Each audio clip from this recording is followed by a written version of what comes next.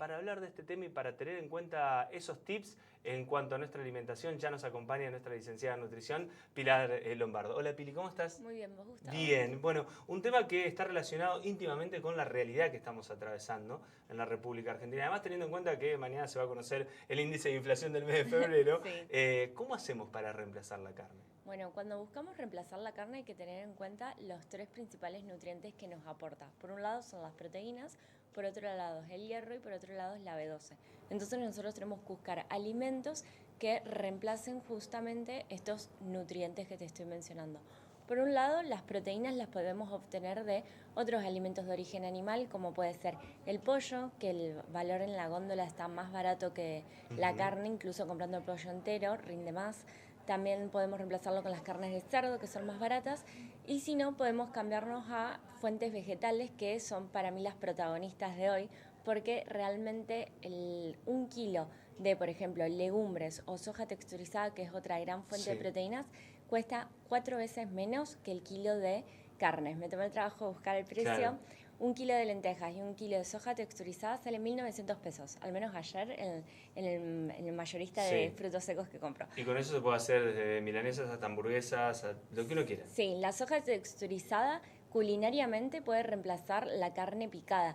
Te la venden seca, entonces uno tiene que aprender a hidratarla, condimentarla y después cocinarla. Pero si pensamos qué alimentos podemos hacer con carne picada, sería, por ejemplo, salsa boloñesa, podemos hacer verduras rellenas, podemos hacer empanadas, pastel de papa, podemos hacer un salteado de verduras con la soja y hacer tipo tacos. Entonces, todo lo que vengas a hacer con carne picada se puede reemplazar con la soja texturizada.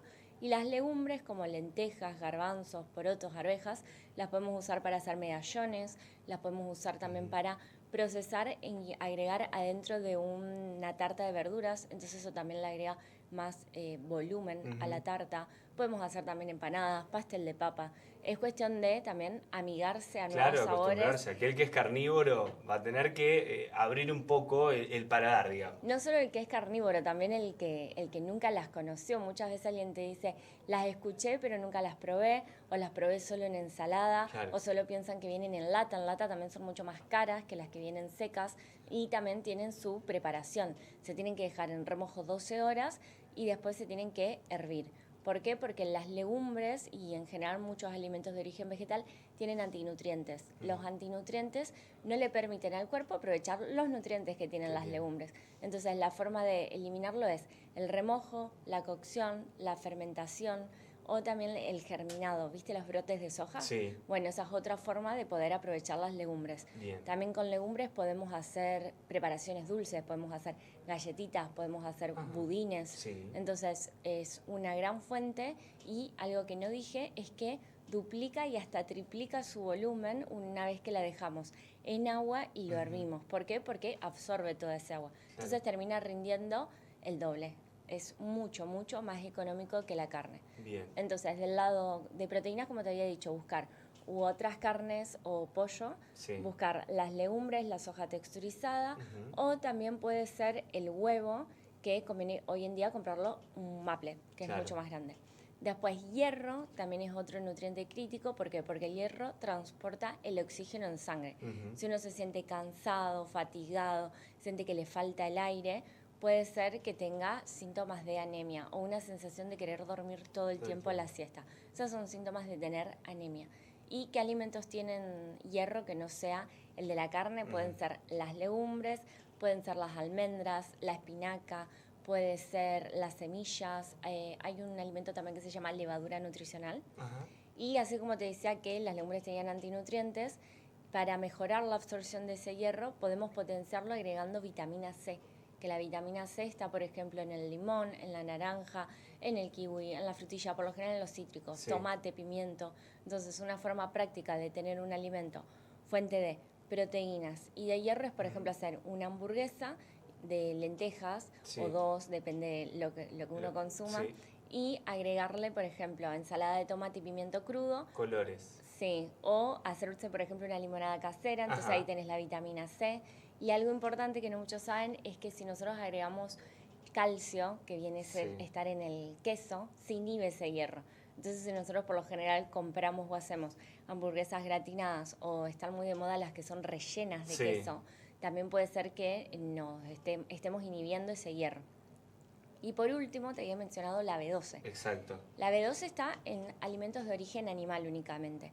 El tema es que el cuerpo solamente aprovecha mejor el de la carne. Entonces, por más que consumamos huevo, leche, yogur, queso o, por ejemplo, pollo, aún así lo que absorbemos no es suficiente para tener los valores óptimos. Claro. Entonces, ¿qué se hace en ese caso? Suplementar con un suplemento que venden en dietéticas o en farmacia. Ahí no tenemos otra más que Ahí no tenemos otra opción. Bien. Y no solamente es para personas vegetarianas o veganas, si uno consume carne 3 veces por semana o menos, puede tener riesgo. Puedes tener riesgo si sos mayor de 50 años, puedes tener riesgo si tomas omeprazol o puedes tener riesgo si tomas metformina.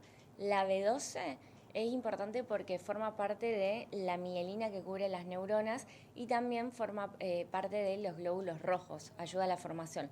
Entonces, síntomas son cansancio por un lado, porque justamente no permite la correcta formación del glóbulo rojo, y por otro lado, síntomas de confusión, falta de memoria, falta de concentración y cansancio también. Claro. Bueno, ante todos estos tips que nos ha dado Pilar, ya saben, acercarse a un licenciado o licenciada de nutrición, en este caso a Pilar, y hacer estas consultas, porque está bueno conocer, pero después, como decimos siempre, esto es cuestión de adaptarse a una nueva rutina, a esta costumbre de hidratar, a esta costumbre de conocer, a esta costumbre de preparar y de saber cómo combinar los alimentos. Sí, organizarse más que nada, porque si no, si uno no lo conoce, nunca lo va a poder implementar o le va a parecer muy difícil. Claro. Y en realidad es como decir, vos, agregarlo a nuestra rutina. Seguro, seguro. Pilar, muchísimas gracias. De nada.